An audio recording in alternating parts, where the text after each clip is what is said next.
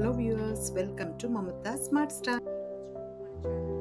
ఒక చిన్న segment introduce చేస్తున్నాను. ఆ సెగ్మెంట్ పేరే మాటే మధురం. ఎందుకు ఇది మాటే మధురం అని ఈ సెగ్మెంట్కి పేరు పెట్టాల్సి వచ్చిందంటే, ఒక చిన్న విషయం చెప్తాను. ఎప్పుడైనా మనం బాధలో ఉన్నప్పుడు మన ఆత్మీయులు, మన స్నేహితులు మన దగ్గరకు వచ్చి ఒక ధైర్యము, ఒక బలమైన మాట చెప్పినప్పుడు మనం చాలా ధైర్యంగా ఉంటాం. అదే ఎవరైనా మనకు ఆ చేయి కొనియలేక మనల్ని దురుసుగా మాట్లాడినా, ఆ నిమిషంలో మనకి ఇంకొంచెం బాధ పెట్టినా మనం కృంగిపోతాం. అందుకే మాట చాలా బలాన్ని ఇస్తుంది ప్రపంచంలో, ఎదుటోళ్లకు ధైర్యం ఇస్తుంది. అందువల్లనే దీనికి మాటే మధురం. ఈ మాటే మధురం సెగ్మెంట్లో మనము కొన్ని ప్రేరణ ఇచ్చే కథలని, కొన్ని శీర్షికలని, కొన్ని వాక్యాలని, అంటే ఇన్స్పిరేషనల్, మోటివేషనల్ స్టోరీస్ని కొన్ని నేను చెప్పబోతాను.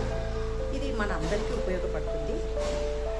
ఎస్పెషలీ ఈ మోటివేషనల్ స్టోరీస్ చెప్పేదానికి కారణం ఏమంటే, ఈరోజు యువతను కానీ చూసినట్లయితే మనము చిన్న విషయాలకు కూడా చాలా ఒత్తిడి తీసుకొని, అంటే విపరీతమైన నిర్ణయాలు తీసుకొని వాళ్ళ జీవితాన్ని వాళ్ళు సరైన మార్గంలో పెట్టుకోలేకపోతున్నారు. కాబట్టి వారికి కూడా ఇది ఉపయోగపడుతుంది. ఇది యువతకే కాదు, ఈవెన్ 60 ఏళ్ళు, 70 ఏళ్ళు, 80 ఏళ్ళ వాళ్ళు కూడా ఒక్కొక్కసారి ఆలోచించేలాగా చేస్తారు. సరే, ఈరోజు కథ చూద్దాం. ఈ కథ ఏంటంటే, ఒక బిందె నీళ్ళు జీవిత మార్గం.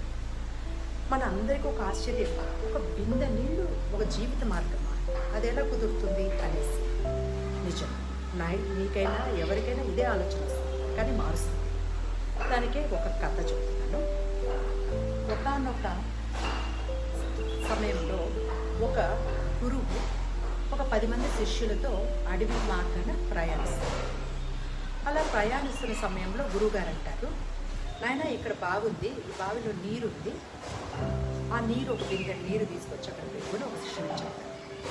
సరే, గురువుగారు చెప్పినట్టు ఆ శిష్యుడు ఆ బావి దగ్గరికి వెళ్ళి నీరు తీసుకొని వచ్చి, గురువుగారు ఈ నీటిలో దుమ్ము, ధూళి, మురికి ఇవన్నీ ఉన్నాయి అని అంటారు. అంటే ఇది తాగడానికి ఉపయోగపడదు అన్నట్టు చెప్తారు. అప్పుడు గురువుగారు అంటారు, సరే నాయన, నువ్వు అక్కడ పెట్టేసి నీ పనులు చేసుకో. అలానే శిష్యుడు ఆ బిందె అక్కడ పెట్టేసి తన పనికి తాను వెళ్ళిపోతాడు. ఆ తర్వాత ఒక గంట అయిన తర్వాత అదే శిష్యుడు గురువుగారికి ఇచ్చి, నాయన ఆ నీరు ఇప్పుడు ఎలా ఉందో చూడు అని.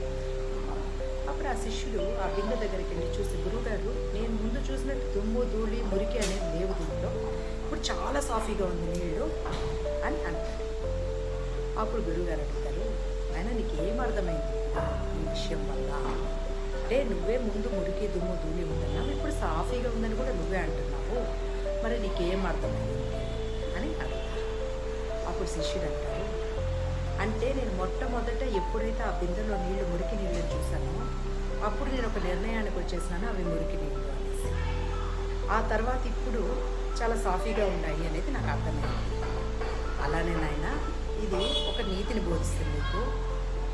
ఏమంటే, ఎప్పుడైతే మనము ఏదైనా ఒక విషయం మీద మనం ఒక నిర్ణయం తీసుకోవాలి అన్నప్పుడు మన మనసులో ఎన్నో అలజడులు మెదులుతూ ఉంటాయి. మనము మూర్ఖత్వంగా, నిశ్చలంగా లేక మనం ఏదో ఒక నిర్ణయం తీసుకొని మన జీవిత మార్గాన్ని మనంతటా మనమే తప్పుడు దోవలో వెళ్ళేదానికి ప్రయత్నిస్తాము.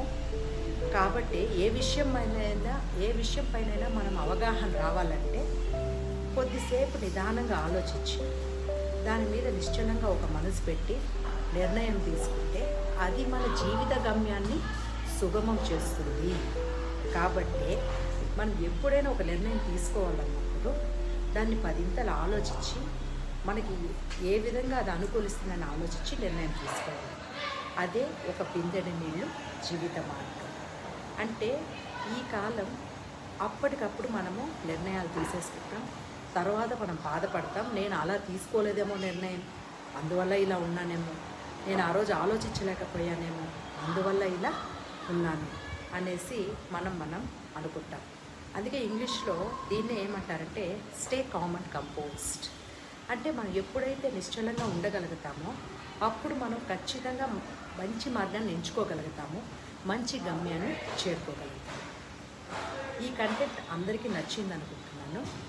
మీకు ఈ కంటెంట్ నచ్చినట్లయితే like, share and subscribe to my channel. Thank you.